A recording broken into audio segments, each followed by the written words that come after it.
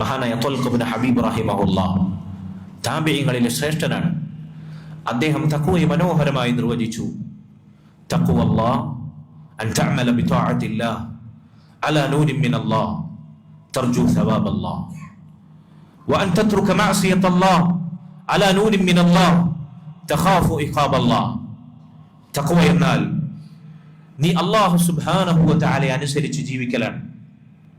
അല്ലാഹുവിൽ നിന്നുള്ള പ്രകാശം സ്വീകരിച്ചുകൊണ്ട് ഖുർആനിന്റെയും സുന്നത്തിന്റെയും അടിസ്ഥാനത്തിൽ അല്ലാഹു കൽപ്പിച്ച നന്മകൾ എന്തൊക്കെയുണ്ടോ അതനുസരിച്ച് നീ ജീവിക്കലാണ്, പ്രവർത്തിക്കലാണ്.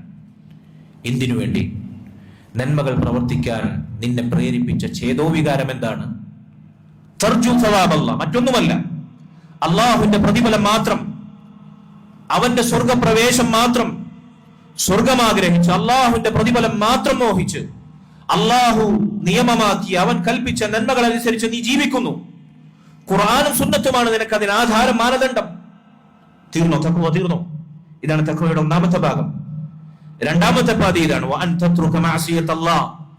ഒരേ സമയം നീ അല്ലാഹു കൽപ്പിച്ച നന്മകൾ ജീവിതത്തിൽ പ്രവർത്തിക്കുന്നതോടൊപ്പം അതേസമയം വഅൻ തത്രുക മഅസിയത്തല്ലാഹ്, അല്ലാഹു വിലക്കിയ, അവൻ ഹറാമാക്കിയ തിന്മകൾ, അവനെ ധിക്കരിക്കുന്ന മഅസിയത്തുകൾ നീ ഒഴിവാക്കുന്നു.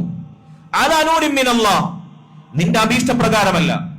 സമൂഹം പൊതുസമ്മതമായി തിന്മ എന്ന് വിലയിരുത്തിയതല്ല. സമൂഹത്തിന്റെ കാഴ്ചപ്പാട്, കാലഘട്ടത്തിന്റെ ഒടുക്ക്, വീട്ടുകാരും നാട്ടുകാരും സാർവാംഗീകൃതമായി അംഗീകരിച്ച സാമൂഹിക തിന്മ, ഇങ്ങനെയുള്ള തിന്മകൾ നീ വ്യവച്ഛേദിക്കുന്നതിന് മാനദണ്ഡമായി സ്വീകരിക്കേണ്ടത് അലാ നൂരിൻ മിനല്ലാഹ്. അല്ലാഹു സുബ്ഹാനഹു വ തആല അവൻ ഖുർആനിലൂടെ, അവന്റെ റസൂൽ സ്വല്ലല്ലാഹു അലൈഹി വസല്ലം അവിടുത്തെ ഹദീസുകളിലൂടെ തിന്മയായി പഠിപ്പിച്ചത് എന്താണോ അതെത്ര നിസാരമെന്ന് കാലഘട്ടം വിലയിരുത്തിയാലും, അതെത്ര മേന്മയുള്ള പ്രവർത്തനമായി സമൂഹം പുരോഗമനവും സ്വാതന്ത്ര്യവുമായി കൊട്ടിഘോഷിച്ചാലും ശരി, അള്ളാഹുവിന്റെ ദീനിൽ ഹറാമാണോ നീ അത് ഒഴിവാക്കിയേക്കണം. നീ അത് നിന്റെ ജീവിതത്തിൽ ഒഴിച്ചു നിർത്തണം. എന്തിനു വേണ്ടി? എന്തിനു വേണ്ടി? തഖാഫു ഇഖാബല്ലാഹ്, അള്ളാഹുവിന്റെ ശിക്ഷയെ പേടിച്ചുകൊണ്ട്, അവന്റെ നരകത്തെ ഭയന്നുകൊണ്ട്. തിന്മകൾ ഒഴിച്ചു നിർത്താൻ നിന്നെ പ്രേരിപ്പിക്കേണ്ടുന്ന പ്രേരകം അള്ളാഹുവിന്റെ ശിക്ഷയെ തൊട്ടുള്ള പേടിയാണ്. നരകത്തിൽ പ്രവേശിക്കുമെന്ന ഭീതിതമായ ചിന്തയാണ്.